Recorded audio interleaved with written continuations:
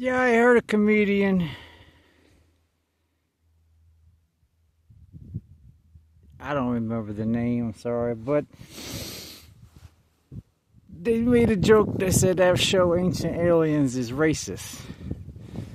And it's kind of funny. The joke was like, well, they're all white guys, and they all say, look at these brown people. They weren't smart enough to do that. It's more logical that aliens came down and did that than those brown people were smart. So it's sad, but we're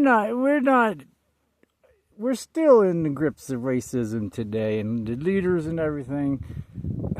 Anyway, I don't want to get too far on that, because the idea that the aliens created the stuff is because there's an assumption that everything evolved from stupid to smart, and therefore we at the end of the line are the smart ones. And then we see stuff we can't do and say, well, that wasn't human then.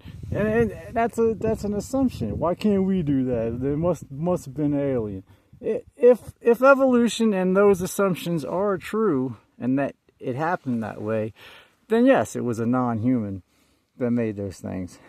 But I think the idea is maybe just consider the other complete opposite side, that the humans were smart. And why not?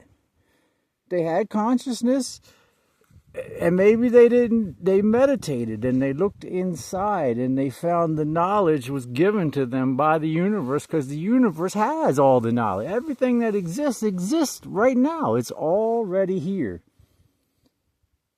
And the idea of the wheel existed before a person needed it and made it.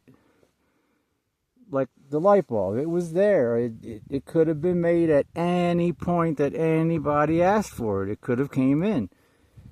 Same thing if people back in the day, they had really spiritual connections with higher consciousness vibrations, then making a pyramid to them would have been like building a sandcastle at the beach. It'd have been so easy and simple. They would have just, it would have been silly.